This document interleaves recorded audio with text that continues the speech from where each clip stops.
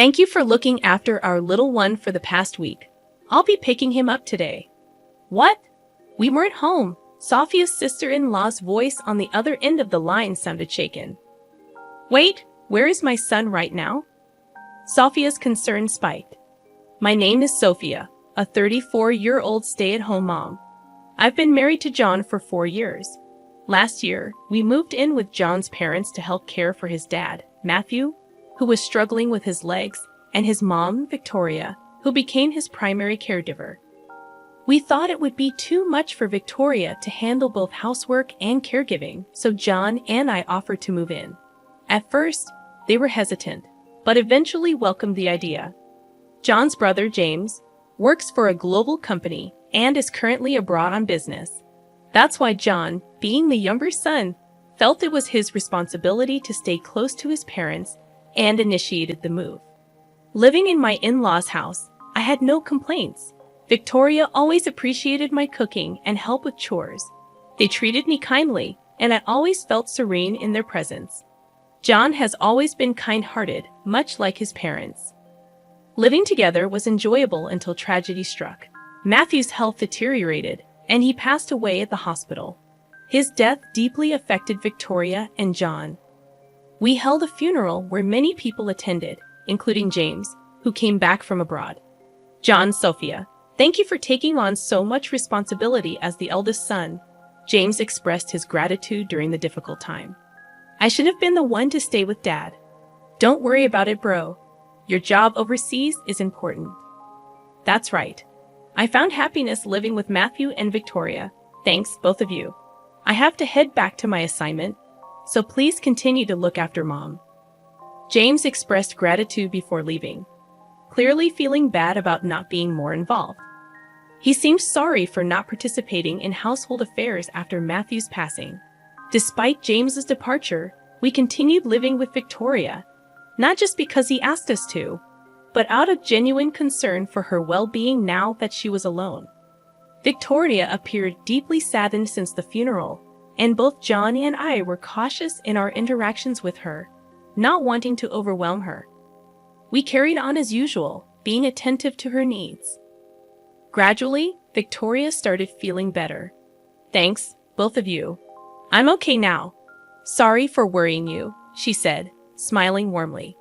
Both John and I were relieved to see Victoria back to her old self. From then on, the three of us lived peacefully as a family. However, a new source of tension emerged in the form of Olivia, my brother-in-law's wife. Hello, looking forward to another great day, she would say, dropping off her son Alexander frequently. Alexander was a well-behaved 5-year-old, and Olivia believed leaving him with us would be a good distraction for Victoria, who had recently lost Matthew.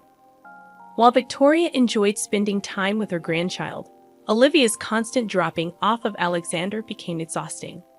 Olivia claimed she couldn't take care of him during her part-time weekend work, insisting that Victoria, now free from caregiving responsibilities, should accommodate him. Although Olivia's assertion wasn't entirely wrong, it didn't make it acceptable for her to impose her child on us without considering our plans. I wonder why she doesn't work during the weekdays when Alexander is at preschool. That way, she could pick him up after work. It's puzzling. Do you think my brother knows about this? I mean, if he's in a global company, does she even need to work this much? John and I had that conversation when Alexander got dropped off during the weekends. John couldn't relax after work, and I had a part-time job on weekdays, so we preferred peaceful weekends with John and Victoria. Our plans would get thrown off when Olivia suddenly showed up to drop off her child. Finally, John and I asked Olivia to minimize the frequency of her visits. We have our plans too, you know. It's troublesome when you keep leaving Alexander here, John remarked. Olivia retorted defensively. Oh, what plans could possibly be more important than my job? John shot back. Why would you consider working when Alexander is at preschool? Then there's no need to leave him here. This infuriated Olivia. How terrible. You people don't care about family at all. It's sad to have relatives like you, Olivia said emotionally, screaming loudly. John and I were taken aback, but Victoria stepped in to mediate. Let it be, John. I enjoy spending time with my grandson, so it's no problem for me. Good on you, Victoria. I knew you'd say that. Alexander seems fond of you, and it's better to leave him with someone we can trust. Olivia commented with a smug look on her face. Since then, the frequency of her dropping off Alexander increased. Lately, she's even been bringing him over from preschool until the evening on weekdays. I was surprised to find Alexander at home when I returned from my part-time job. Sure, it's tough for her to look after the kid alone while James is away on a business trip, but she's definitely taking advantage of us. At this rate, we're practically taking care of Alexander half of the month. When he's with us, we often end up feeding him lunch, snacks, and sometimes even dinner, and Olivia doesn't contribute any money for food or anything. The burden keeps increasing on our end, and it didn't sit well with me. However, Victoria accepts everything, so neither John nor I could say anything further. Amidst all this, an unexpected incident occurred. The weather had been scorching hot, and the moment you step outside, you're dripping with sweat. We were all cautious, and one day, I returned home from my part-time job to find Victoria had collapsed. We immediately called an ambulance, and they confirmed it was heat stroke. Luckily, she fell just before I got home, so she was all right. But she had to be hospitalized for some time.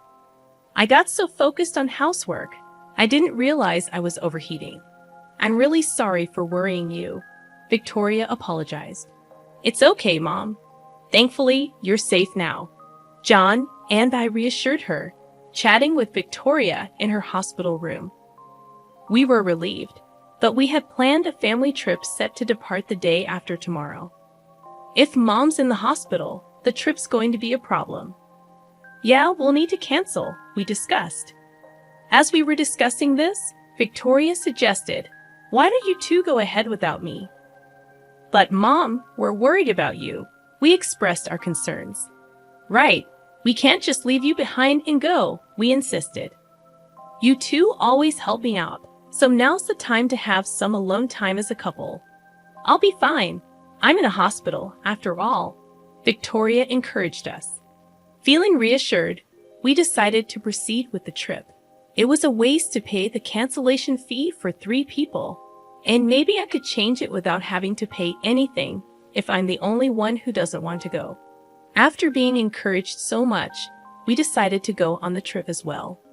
Since John was also on summer vacation, we got into the car early in the morning on the day of the trip and headed for our Ocean View hotel. Excited for a trip as a couple after so long, we stopped at various shops on the way and found some knickknacks that Victoria would like in a chic boutique. While thinking about grabbing some lunch at a cafe, my phone rang. It was Olivia. Sophia, why aren't you answering your phone? I called an hour ago and even sent messages, Olivia questioned. Sorry, we're out at the moment. Must be nice going out while I'm working, huh? Olivia began with her usual passive-aggressive comments. Just when I thought everything was fine, Olivia dropped the bombshell. Look, I left Alexander by the front door. Take him inside and look after him, would you? What? All right, you handle the rest. Wait, hold on a sec. I tried to say more, but she hung up the phone. Despite my attempts to call her back, it seemed she had turned off her phone, probably annoyed with my constant calling. I promptly discussed the situation with John. Despite today not being excessively hot, it was still summer, and leaving someone outside for hours could lead to heat stroke. Moreover, who leaves a 5-year-old alone outside? The problem was that John and I were already far from home, having left early in the morning. Seeing me panic, John calmly said, Relax, let's think this through. I'll call my brother. He's probably off work today. With that, John called James, and fortunately, James picked up quickly. John explained the situation, and James, shocked, provided us with Olivia's parents' contact number. John then called Olivia's parents, explained the situation, and they agreed to pick up Alexander. It turned out to be a blessing in disguise. Olivia's parents lived only about an hour's drive from us. so they could retrieve Alexander without much trouble. Apparently, he was sitting in the shade, looking distressed. Olivia's parents quickly gave him some water and took him to their house. He was safe for now. John and I felt relieved and went on to enjoy our trip. But Olivia turned out to be one exhausting person. We agreed that we needed to give her a piece of our minds.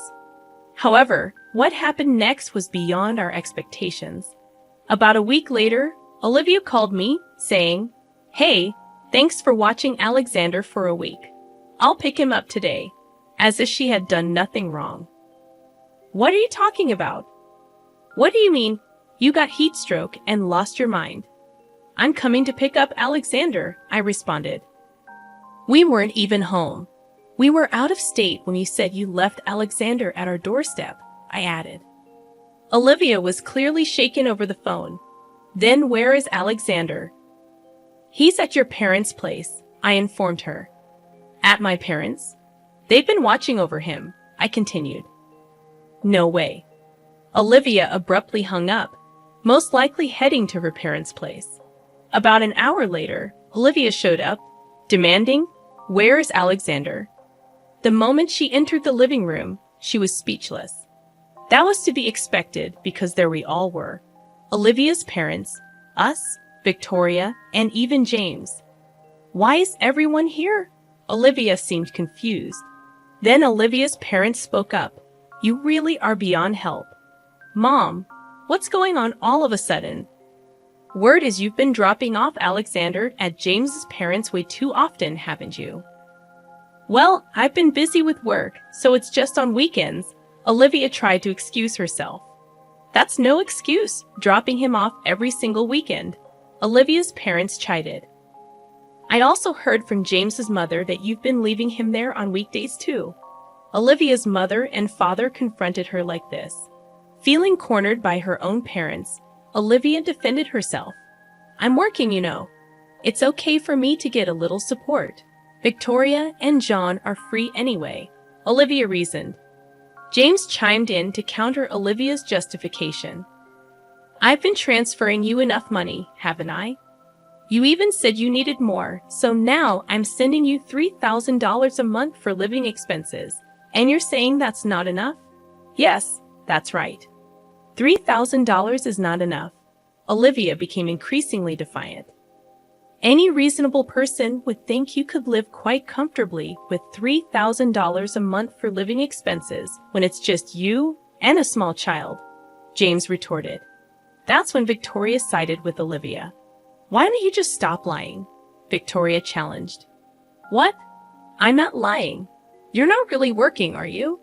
Olivia's eyes widened at Victoria's words. "I am working." Olivia started to panic under Victoria's scrutiny. Victoria then pulled out an envelope and spread its contents on the table.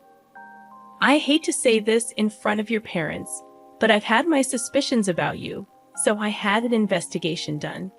It turns out you've been having an affair.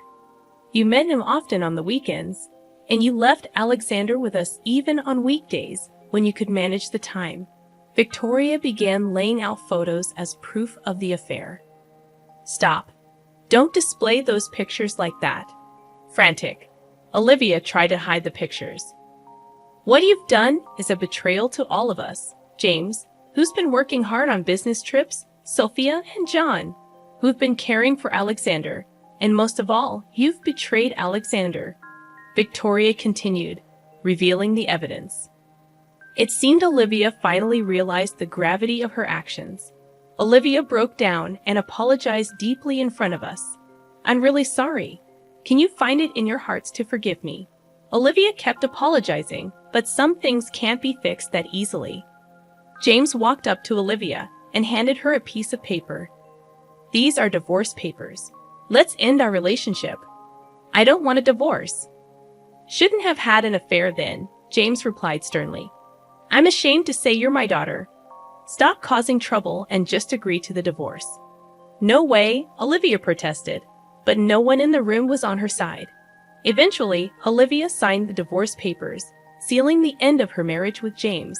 James was granted custody of their child. He spoke to his company about the situation and decided to return to the US sooner than planned.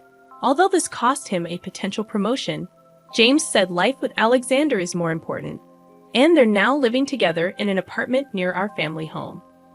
As for Olivia, she's been sued for alimony by James and her affair partner. She was also disowned by her parents and is working desperately to pay off her monthly installments. Olivia wanted to see Alexander, but he refused. Apparently, Olivia was too absorbed in her phone to take care of him and often neglected his basic needs.